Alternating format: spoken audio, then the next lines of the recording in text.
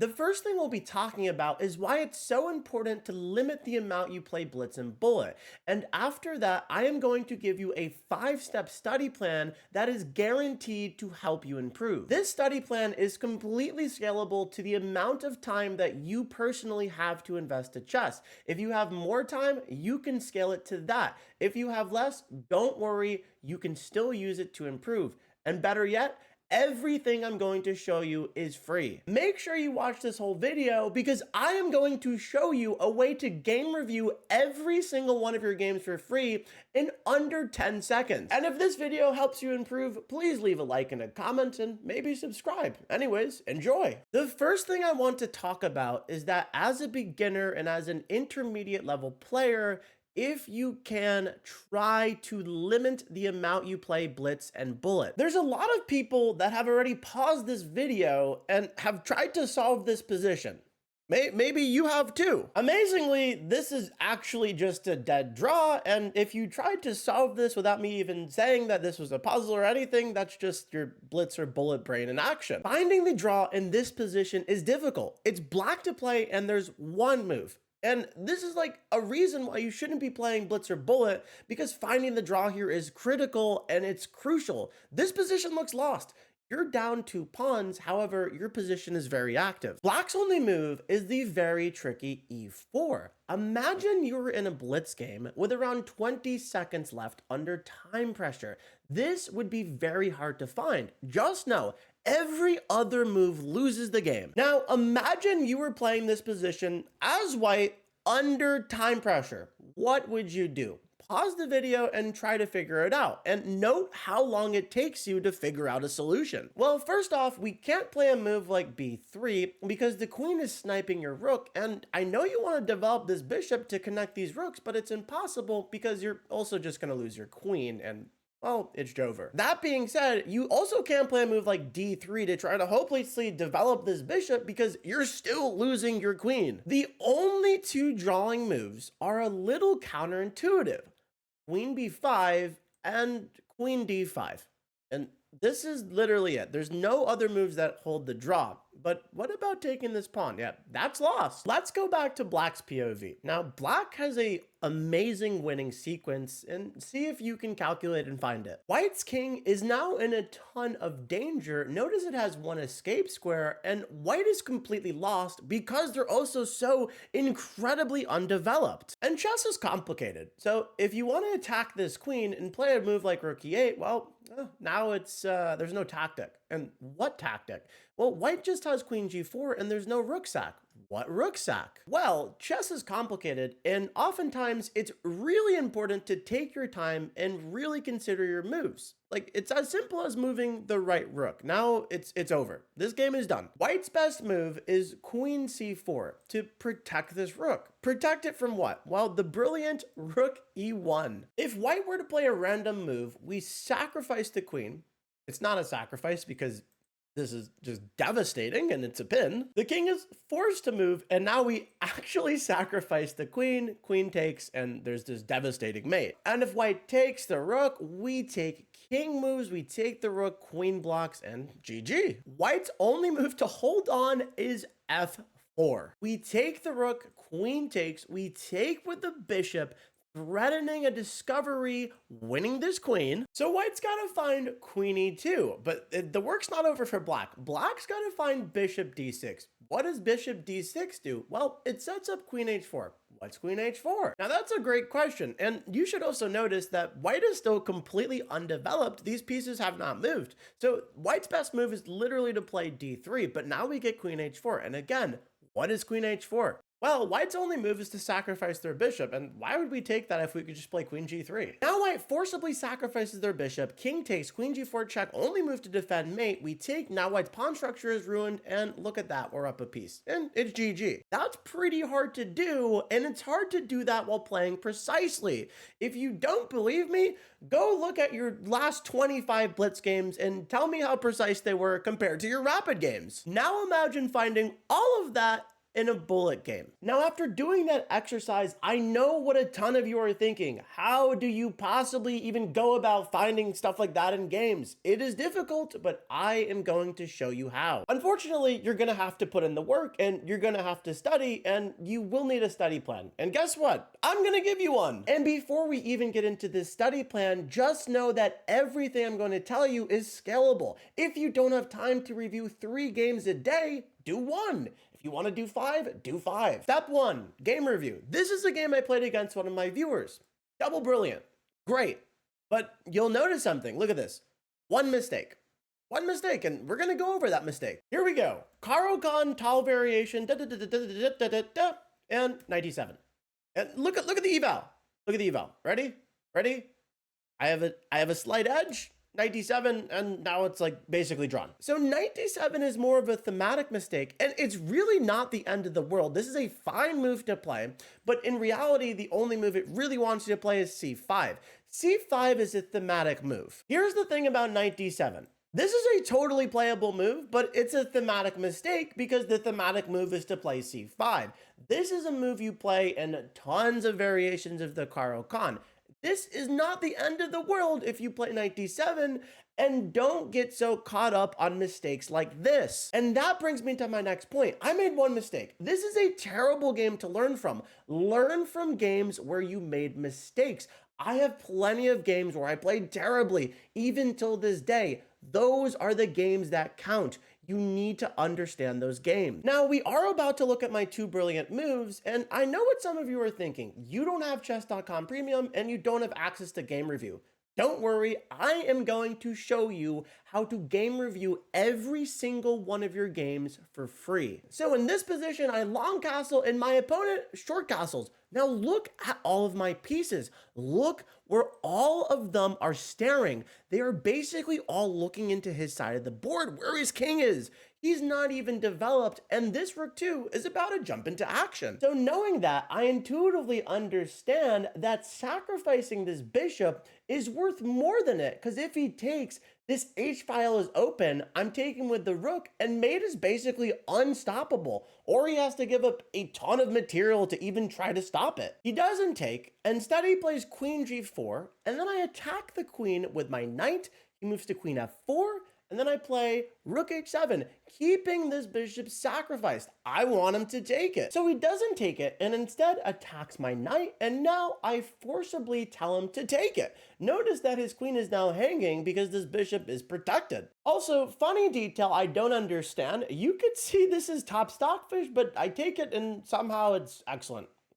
Okay. He takes my bishop, and then we play our next brilliant move, rook d to h8. You can see that my knight is hanging, but I know that my threat is unstoppable here, and this is basically just game over. And if you're curious, this is how the game ended. I'm just going to go through this very briefly. GG. So I found a game from about 2 years ago that is, well, pretty good to go over. As you can see, I somehow got a great move.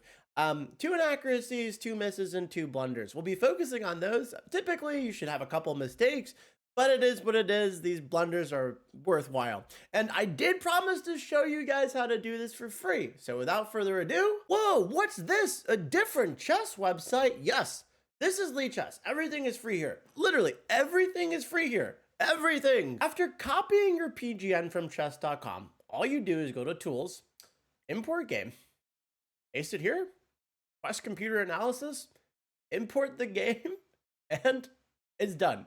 It's done, and it's free. Oh, and you'll notice that there's a puzzle section. These are all free, and they're very difficult and amazing puzzles. And also, there's Puzzle Streak here, which is the same exact thing as Puzzle Rush, but you have 1 life. However, we're gonna be going back to chess.com because the one thing this doesn't show is time used. As you can see, 10 minute, and we play a move, and it disappears. So this is a crucial thing I need to talk about, so we're going to switch back, but we'll be back. And one final thing I'll say before we get into this game review, you don't always have to review every single part of the game, especially if you play the opening, like, let's just say perfectly and didn't do anything wrong.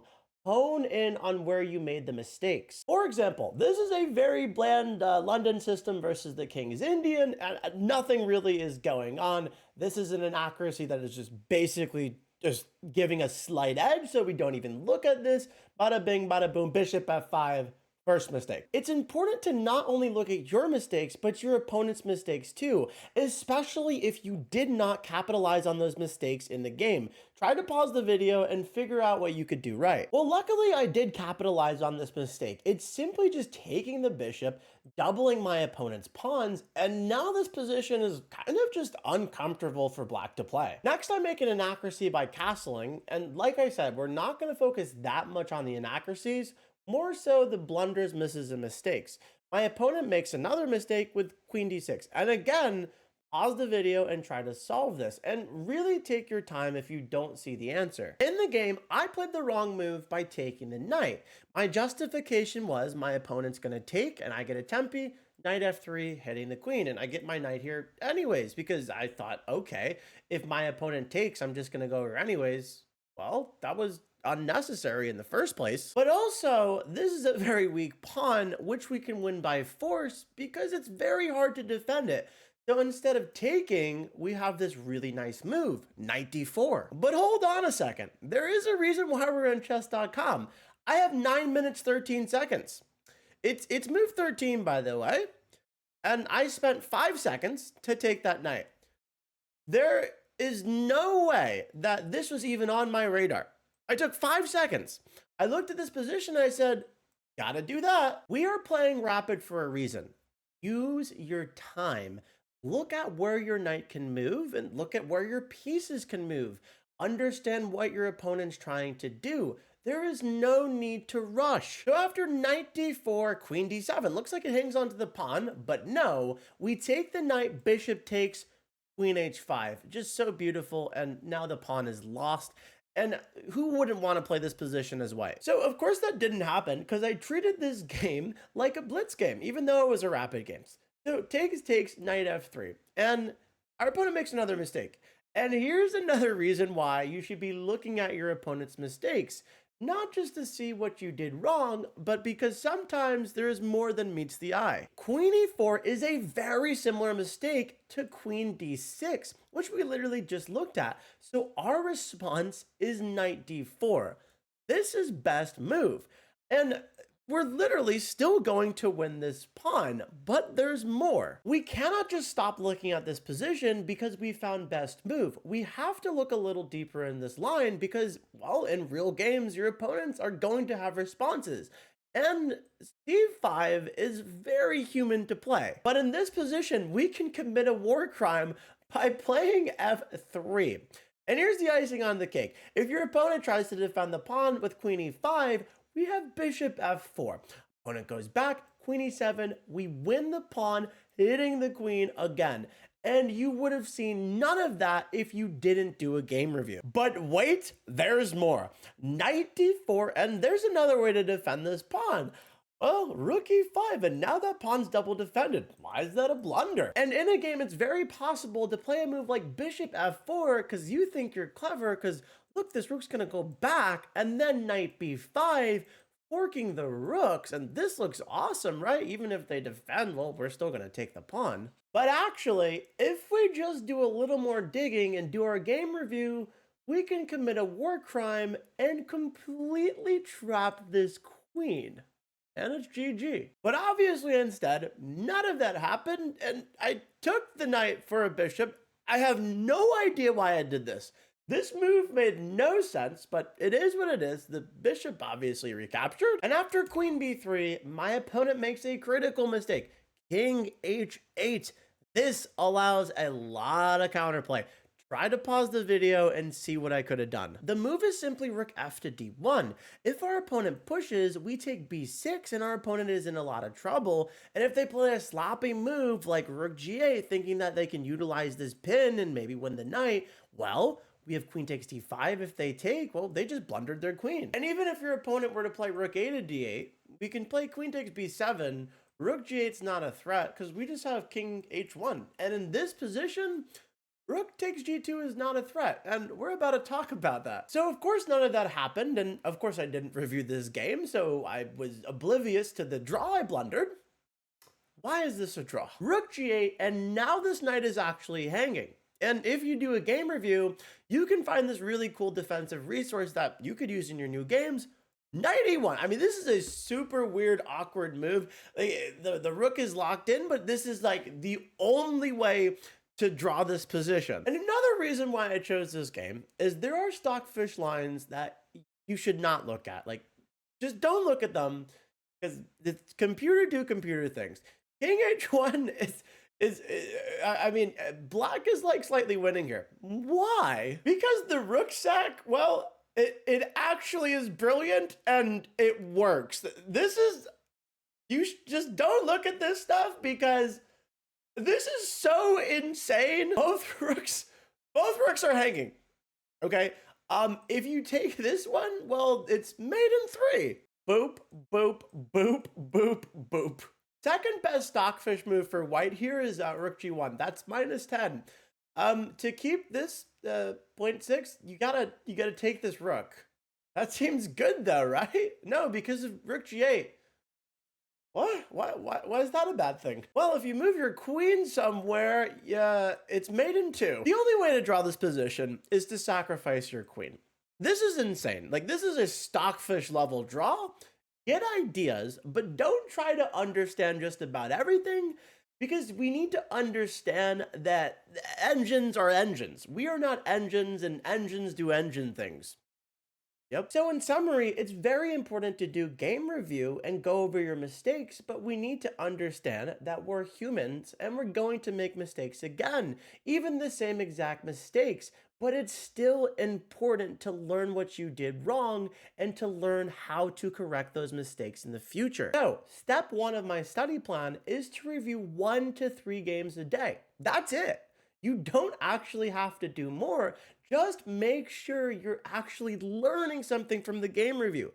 Don't just mindlessly go through them, and do not go through perfect games because you will learn nothing. Keep in mind that this has a compounding effect. Say you review 3 games a day and you learn one thing from each of those games. That is almost 1,100 new things you've learned throughout a year. That's a lot. Step 2 takes us back to Lichess. Openings. Study openings for 20 minutes a day. That's it. That's it.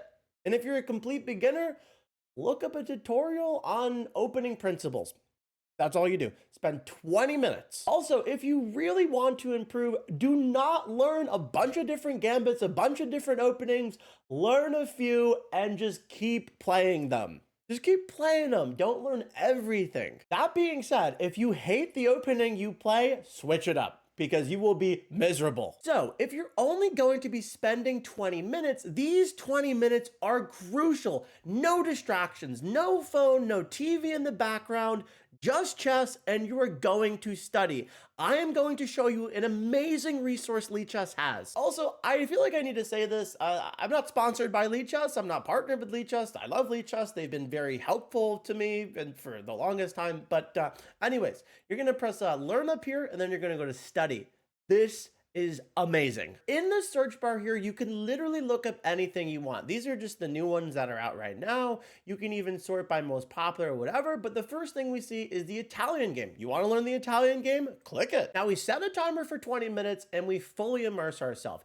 If we look over here, there's a little introduction to the course, blah, blah, blah. Welcome to the Italian game. You guys get it. You can read that and pause if you want. Next chapter, this is where it's at. Look how amazing this is. It tells us the first move, a little bit of history, a little bit of what's going on with the opening, and look at this. It pre-draws arrows. Okay, E4, boom, next move. It tells us why we're making moves. This is the next common move. It shows us where we're going. Boom, knight F3, it develops the knight and attacks E5. Look at this. It's explaining this to you as you do it. So, knight C6 protects E5, and then we have bishop C5. This is the Italian game the bishop developed for quick castling and putting pressure on F7. And one of the most important things to learning an opening is repetition. Next chapter, what are we doing? First moves, repetition. Look at this. How amazing is this? But now we take it a step further. And an additional thing to notice is that if we looked in the left-hand column, we can see all the things we're going to learn. So it started with the Italian game, and now we're learning the Gioco Piano. So this is the start of the Jocko piano, not actually a piano, okay? The main line usually is C3, preparing a D4 strike in the center. C3. Obviously, we're preparing D4, next space, and look, knight f6, a fork in the road. Do we play D4? I don't know. Let's go to the next chapter. I also just looked in the left-hand column. This dude goes, I hate Italian players, don't play this. But anyways, I love this next part. First moves. It's not telling us. No? Are we paying attention? Hopefully, you better be because you got 20 minutes. Yeah, here we go. Boom, bang. There we go. Yeah. But now the fork in the road. Now it's telling us the next move. We don't play D4. Instead, D3, defending the pawn. Very nice. There are so many different ways to study openings. You don't have to use Lichess if you don't want to. You can buy a course. You can study a course 20 minutes a day. You can do it for hours. Like I said, this is all scalable. This is really just a training plan to help you improve. And that brings us to step 3. Learn one endgame a day. I know that sounds like a little. You do that for a year, you've learned 365 endgames. And if you really want to learn 10 a day, feel free to learn 3,650 endgames a year. To each their own. What you're seeing in front of you is another study I found on Lichess. You don't have to do this to learn studies. YouTube is great as well, but this is a great example. I'm over here now, so I can read this. The goal of every king and pawn endgame is to create a queen or rook. With this pawn, once that happens, using what we've learned from previous chapters in this study, we know how to checkmate the lone king. Don't worry, I'll show you. Here, we again use opposition to push black's kings back. This time, the plan is to take control of the queening square, d5, critical move. Furthermore, black must retreat, which allows our king to infiltrate even further. d5, a terrible mistake that draws the game. We'll see precisely how this plays out in an upcoming chapter, but in the meantime, pro tip, always get your king up in the endgame, especially in king and pawn endgames. Be sure your king is as active as possible. Really good pro tip. Feel free to pause and read the rest on your own, but now I'm just going to show you this endgame. And one more important detail is if you want to turn on Stockfish, just click this button, critical move. It literally just says king d5. If you push this is a draw. You can look at Stockfish, but now it's simply the king comes forward, and this is just a theoretical draw. Do not do this. 5th rank, king in front of pawn, king in front of pawn. Repeat after me, king in front of pawn. So instead, king d5, critical move. Whatever direction the king goes, we don't care. We diagonally oppose it. Do not pre-move this endgame. If king goes down, don't go up or you're gonna lose this pawn. Instead, just push it. King goes up and you go up and now you have the red carpet of doom. And if the king goes to the 8th rank, step in front of that king. It goes to the side, diagonally opposed, down, red carpet of doom. And if you didn't know, it's the red carpet of doom because no matter where the king goes, we can just push our pawn and there's just nothing. It's unstoppable. Welcome to step 4. This is Puzzle Streak, aka One Life Puzzle Rush. As you can see, solve progressively harder puzzles and build a win streak. There is no clock, so take your time. One wrong move and it's game over. But you can skip one move per session. This is the skip button. And that's it. It'll tell you your streak down here. And yeah, and let me tell you how you should be doing these. Chess is very complicated, and it's even more complicated to make moves that you actually understand. And it's harder to make moves consistently that you really understand. This is how you do it. I'm going to teach you a foolproof strategy to improve. From now on, you need to stop mindlessly doing puzzles. I know 99% of you guys look at this puzzle and instantly see a solution. Instead of instantly solving from now on, what we're going to do is we're going to look at a position, we're going to look at every check, capture, and attack, and then we're going to analyze the position to see what's going on. This is going to help you improve. Trust me. It's an endgame. So first off, we're counting the pawns. 1, 2, 3, 4 versus 1, 2, 3. We're up a pawn. Now we're counting material. A knight and a queen versus a knight and a rook. So we're up a pawn, but yeah, a queen for a rook, no good. So it should be shouting out to you that if we don't win this queen, we're very, very much in trouble. So checks, captures, and attacks. Yeah, you can look at the checks and basically be done, but we're gonna do more. We have literally 2 checks. We have this, and subsequently this check literally just wins the queen, and obviously that's the move. But just bear with me for 1 second. Also, we have no immediate capture, so that's off the table, but we have one sort of attack. I would classify rook h3 as a kind of attack just because of the discovery.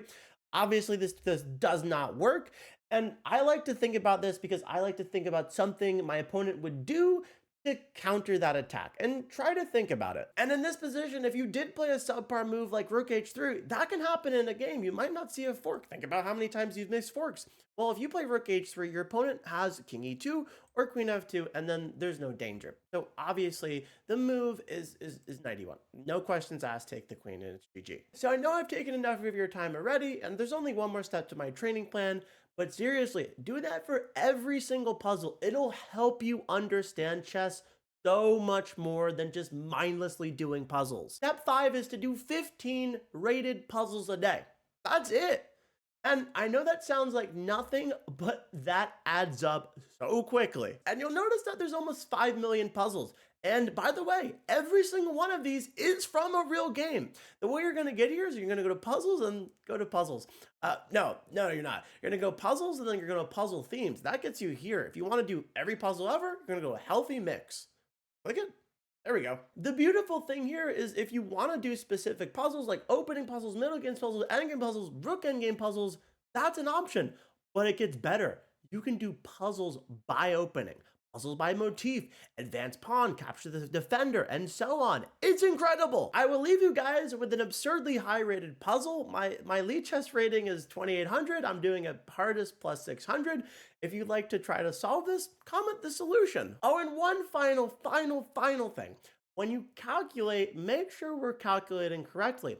If you're calculating a line and you see something that doesn't work, especially in a puzzle, don't play that move because there's odds are it really doesn't work.